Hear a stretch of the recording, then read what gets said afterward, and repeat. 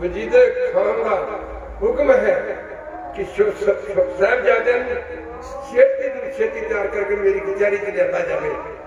सार हिंद असल शब्द है सार हिंद। हुण असीं सरहंद कहण लग पए सार हिंद। सार कहते सिर नूं। शरीर विच सब तो वड्डी गल है सिर।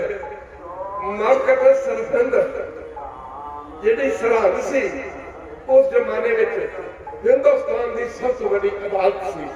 जिवें इंडिया की सुप्रीम कोर्ट दूजियां कोर्टां नालों तो वड्डी है। खालसा जी सरहंद सरहंदा नाम सुन के ना जे किसी को पता लगता सरहंद पेशी पै गई है तो सरहंद का नाम सुन के वड्डे वड्डियां दे हिरदे दह जाते सन, कंब उठते सन। और जिसनों पता लग जाता कि मेरा केस सरहंद पै गया, सरहंद गया मुड़ के वापस कोई जिंदा नहीं सी मुड़ता। दादी मां ठंडे पानी को लंघ के दरिया पार करके गंगू दे घरे घरे ठहरना।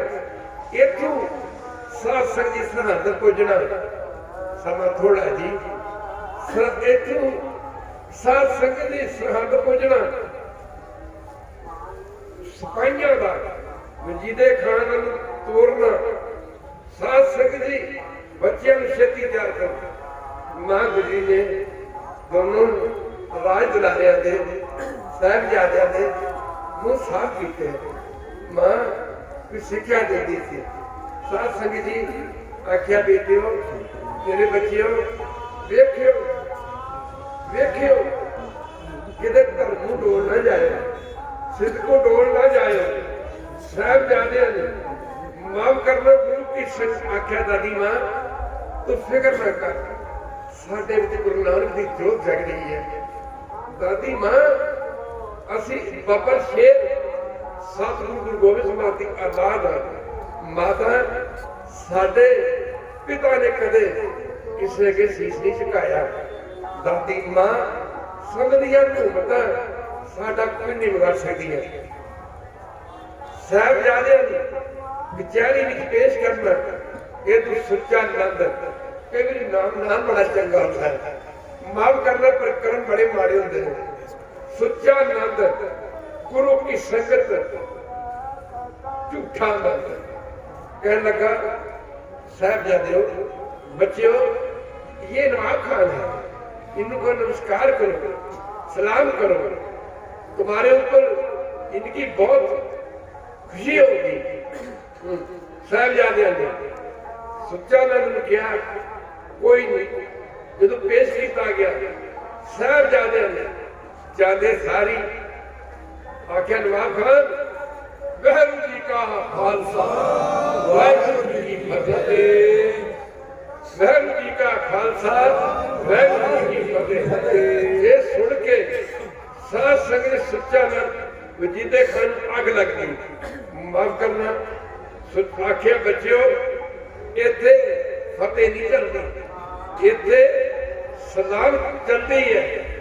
साहबजादे जवाब दिता कि सानू साडे पिता ने फतेह बुलानी सिखाई है, असीं नहीं सलाम सलूम जानते। गुरु की संगत पहले दिन साहबजादे सुच्चा नंद को बोलिया न्याणे ने जी बच्चे ने मैथिली शब्द हिंदी का मास्टर कवि लिखता कहता गुरु गोबिंद के बच्चे उम्र में थे मगर कच्चे, धर्म ईमान के पक्के, योरावर जोर से बोला, फतेह सिंह शोर से बोला, हमें निज पंथ प्यारा है, श्री गुरु गोविंद प्यारा है, हमारे देश की जय हो, गुरु दशमेश की जय हो। माफ करना आख्या बच्चे नहीं समझा दिया जाएगा। गुरु की संगत फतेहगढ़ साहब का साथ सही ठंडे कोई तक बहुता फासला नहीं है। दादी मां ठंडे बुर्ज में तरह तकती रही। साहबजादे पहले दिन पेश हुए आख्या छड़ दिता जाए, समझा दिते जाएंगे। बुझा दिते जाएंगे। माफ करना दादी मां फिर सिक्ख्या देती रही, बच्चों तो की किया? आख्या जी सानू क्या सलाह बुलाओ। आख्या माता ने आख्या बच्चों ये सादा सिर जां ते आरी लई है ते जां सरदारी लई है। माफ करना माता सारी रात समझाती रही। दूजा दिन ठंडा बुरज, अज ठंडिया रातां ने जी झाती मारो किवें सर्दी पै रही है, किवें ने वस्त्र पहने ने। माफ करना गुरु की संगत किवें बुकड़ा मारियां ने लोइयां दियां। दादी मां साहबजादे ने, एक साहबजादे खब्बी गोदी च, दूजी नूं सज्जी गोदी च साध संगत जी बिठा के अपनी कंबली नाल जिन्हों शौल कहते हैं ढकण की कोशिश करती सी। दूजे दिन तो सूरज निकलना, साध संगत जी सिपाहियां का आना, माता इन्हों तैयार किया जाए। माफ करना जो साहबजादे तैयार किए माता ने, साध संगत जी जो तैयार किए उस मौके गुरु की संगत इन्होंने सिपाहियां ने हाथ कड़ियां कलाइयां ते मारियां, इन्नियां कस के कलाइयां मारियां कि कलाइयां दे विचों खून वग रहा सी। खालसा जी एक सर्दी की रुत, कहर की रुत। साध संगत जी माफ करना साहबजादे जो सरहद की कचहरी च लिआंदे गए। अज कचहरी की कंध दे विच, ओढ़ की कंध दे विच एक मोहरा रखिया गया, सुराग रखिया गया भी इथों कढ़िया जाएगा। जो इथों लंघणगे ते असीं कहांगे नवाब खान तुहानूं साहबजादियां ने झुक के सलाम कर दी। माफ करना जेड़े चश्मे पहाड़ां दी छाती नूं चीर के वगदे ने और रुकदे नहीं हुंदे। जिन्हां झुकाउणा सिੱਖਿਆ होरनां नूं आप झुकदे नहीं हुंदे। साध संगत जी साहबजादियां नूं उस मोहरे को लिजांदा गया। बाबा फतेह सिंह कहंदा वीर जोरावर सिंह वेखिया? आख्या वेखिया। आख्या ये साडा सिर झुकाउणा चाहुंदे ने। साहबजादियां ने सिर झुकाउण दी बजाए पहला अपनियां जुत्तियां अगे कढीआं, जोड़े अगे नूं कढे, चरण कढे, अगे जाके क्या नवाब खान वाहिगुरू जी का खालसा वाहिगुरू जी की फतेह। अज वजीदा खान फिर सड़बड़ के खड़ा हो गया। खालसा जी माफ करना मुकदी गल की ये गल तय की गई कि इन्हां नूं छड्ड दिता जाए। बेड़ा कोलों सुच्चा नंद का गर्क होया। कहने लगा पूछ के देखो तुसीं करोगे की? अफसोस सिखो जो साडे गुरु साहब करते रहे ने असीं अज भुल गए। जे असीं ना भुलदे ते अज सिੱਖੀ सिख कौम ते पंथ का नक्शा कुछ होर होंदा। गुरु की संगत तुसीं की करोगे जे तुम छड्ड दिता जाए? साहबजादा जोरावर सिंह ने आख्या नवाब खान पता तुहानूं भी है कि असीं इन्हां नूं छड्डना नहीं ते पता सानूं भी है कि सानूं इन्हां छड्डना नहीं। पर जेकर फिर भी भला सानूं छड्ड दिता जाए असीं फौजां इकट्ठियां करांगे, असीं जरनैल इकट्ठे करांगे, शस्त्र इकट्ठे करांगे। जदों तक असीं जालम तुर्क राज दीआं जड़ां कट के वढ़ के जड़ों पुट के नहीं पुट के सट नहीं देंदे, रज के रोटी खानी ते 2 घड़ियां आराम करना साडे लई हराम होवेगा। सच्चानंद कहंदा सुनिया एक गुरु गोबिंद सिंह तुहाडे कोल ड्राउण च नहीं आ 2 वजदे माफ करना 2 पलदे ने पै सुकोलीए ते शेर दे बच्चे नूं जमदे नूं आदरा चाहिए। खालसा जी अज गल तय हो चुकी। शरेआम कचहरी लगती सी, कोर्ट लगती सी। ये गल तय हो चुकी है कि कल गुरु गोबिंद सिंह दे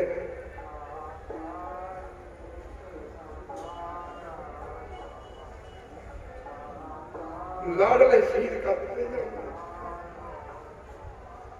माफ करना डोडी परिवार दी गई कि हर कोई हिंदू सिख जदों साहिबजादे कल नूं सजावां दित्तियां जाण ते इत्थे आवे हाजिर होवे अखी वेखे जो ना आवेगा उन्हें भी सजावां दित्तियां जाणगियां। इस करके कि साहिबजादे की शहीदी नूं वेख के इत्थे दे लोग डर जाए, भै मन विच बह जाए।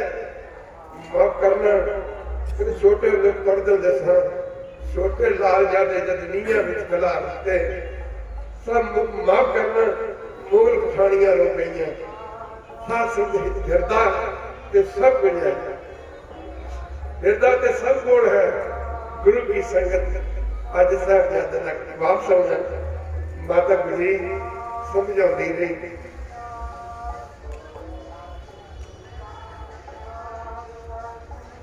समझाउंदे समझाउंदे मां ने आख्या, माता ने आख्या जोरावर सिंह फतेह सिंह जिंदगी च बड़े इम्तिहान वेखे, जिंदगी च बड़े इम्तिहान वेखे, बड़े इम्तिहानों के मेरी जिंदगी लंघी है। 80 साल की उम्र सी माता गुजरी दी। उस समय सर्दी या बच्चों को ज्यादा लगती है या बुजुर्गों को ज्यादा लगती है। मां ने आख्या बच्चे एक ये भी इम्तिहान है, माफ करना मैं सोचती हूँ किते इस इम्तिहान से मैं फेल ना हो जावां। वेख्यो किते बच्चों बुजुर्गों की चिट्टी चादर में दाग न ला दो। साहिबजादा जोरावर सिंह फतेह सिंह बोले माता तू हौसला रख, माफ करना। मां कहती मैं वेखांगी, मैं तुम वेखांगी क्योंकि ठंडे बुर्ज के उत्ते माता जी चढ़ के चौकड़ा मार के बह गए सन। अजकल के इतिहासकार लिखते हैं कि मां गुजरी ने जो साहिबजादे नीहां चिरे गए उस ठंडे बुर्ज तो छाल मारी है, छाल नहीं मारी। जेड़े सिमरन करते हैं अभ्यास करते हैं माता ब्रह्म ज्ञानी सी। माता चौकड़ा मार के ना जाने साहिबजादे ने इशारा कर दी होवे मेरे बच्चे कैमरे हो। पर साध संगत जी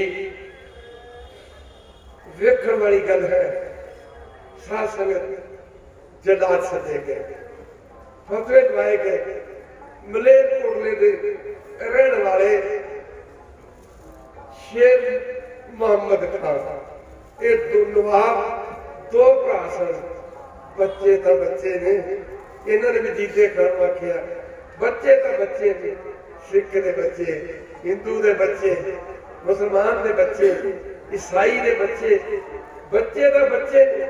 बच्चे बच्चों का किसी नाल वैर नहीं हुंदा। वो वजीदिया एक कहर ना कमाई होए, एक जुल्म ना कमाई होए, तेरे ते कुदरत का कहर टैक होगा। माफ करना गुरु की संगत।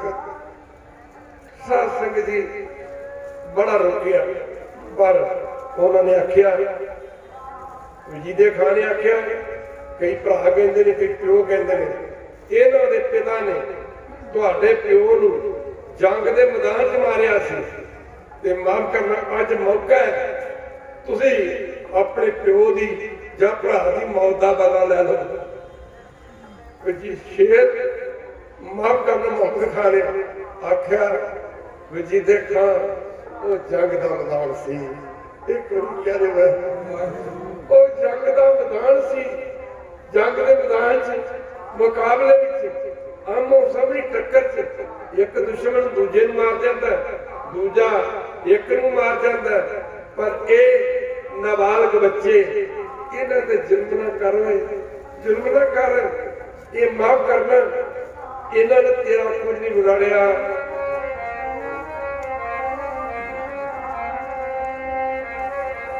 ना मरो गुरुदेव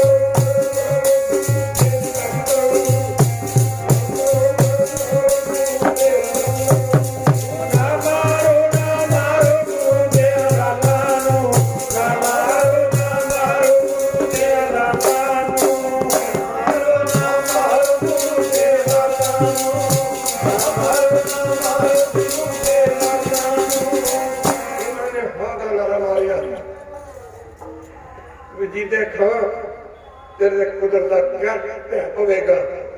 माफ करना गुरु की संगत जदों बंदे ने नष्ट होने का समा आंदा उसकी मत मर जाती। खालसा जी घड़ी नष्ट होने की आती है जब इंसान की बुद्धि नष्ट हो जाती है आखिर कान की खबर रहती नहीं किसी लाभ और हान की। खैर गुरु की संगत काजी मौलाने सदे गए फतवा लगे इन्हों साहबजादियों ने सरहद की एक माफ करना एक दीवार छिड़ के दीवार में खड़े करके कस कस के इट लगाई जाए जिंदा शहीद कर दिता जाए। पर साध संगत जी जदों कंध गोडिया दे पुजी जालम के जुर्म की भी कोई हद होंगी पर यह जालम जुर्म की हद तो भी अगे लग गया। इट लाते ने जनाब राज कंध ढह पैंती है फिर लाते ने माफ करना कंध इट चंगी तरह नहीं लगती। वजीदे खान ने आख्या नवाब खान जेकर हुक्म होवे ते कंध इट कोई घड़ के ला दिए। वजीदे खान ने राज के नशे आख्या राजा नूं मेरी सवा लाख रुपये की इट ना खराब करियो इन्हों के गोडिया दी चपड़ियां कढ़ दित्तियां जाण। खालसा गोडिया दी चपड़ियां कढ़ दित्तियां गईयां। आप अपनी विचार है खालसा जी माफ करना गुरु की संगत कई कहते हैं अपने अपने ख्याल ने कई कहते हैं कि बाबा मोती मेहरे ने माता गंगा गुजरी ने जाके दसिया माता ने पूछा कि मेरे साहबजादे का की हाल है। खालसा जी गंगू ब्राह्मण ने माफ करना साध संगत जी बाबा मोती मेहरा ने जाके दसिया माता गुजरी नूं। जब माता गुजरी ने पूछा मोती मेहर तू कि मेरे लाल कई ये गल लेंदे ने मोती मेहरा का बेचारा आप लोक के दुध पिलाउंदा रहा अमरीका दे आप लोक के दुध पिलाउंदा रहा। एक गल मनन से नहीं आती पर सज्जणों वो भी पता लगा कदों जदों ठंडे बुर्ज दे विचों खालसा जी कोई बर्तन मिले उन्होंने पूछा भी इतने दुध कौन पिलाउंदा रहा।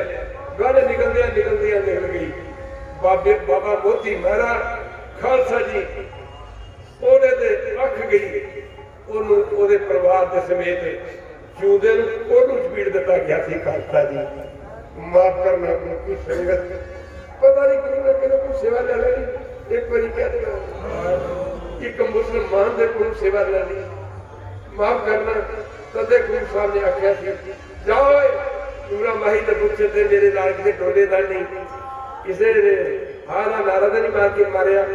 आख्या दो मलेर नवाब सन इन्होंने भी जीते खान बड़ा रुकया वो मनिया ना इन्हें हाँ का नारा मारिया। कलगीधर पातशाह ने आख्या जाओ नूरा माही मलेर कोटला सदा वारता रहेगा मलेर कोटला सदा वारता रहेगा। गुरु की संग जिहड़ा गुरु घर वाल तुरे जिन्हें थोड़ा जा भी माफ करना गुरु की संग गुरु घर का भला मंगिया उन्होंने बहुता फल मिले। साध संगत जी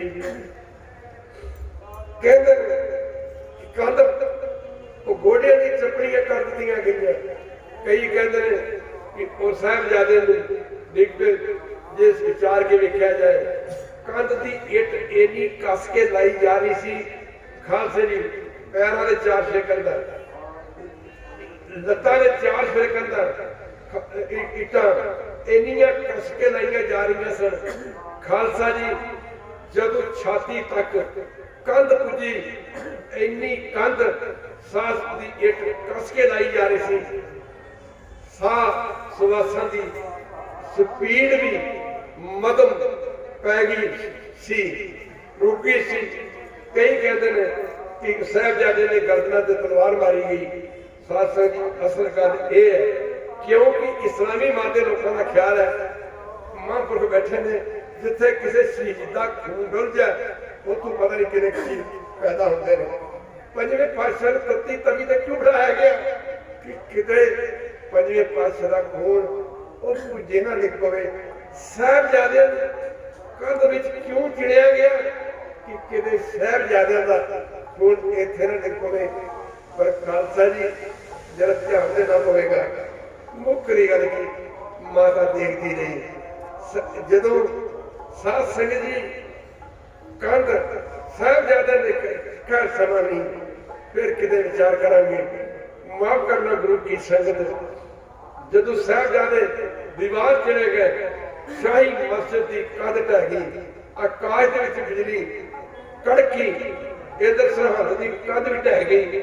मुकरी गल की माता ने चौकड़ा मार के बैठे थे अपना शरीर छड़ दिता। शरीर छड्डण तो बाद माता जी का शरीर अपने आप ठंडे बचपू डिग्या। खालसा जी माता ने छाल मारनी सी किते समा बनया और विचार करांगे।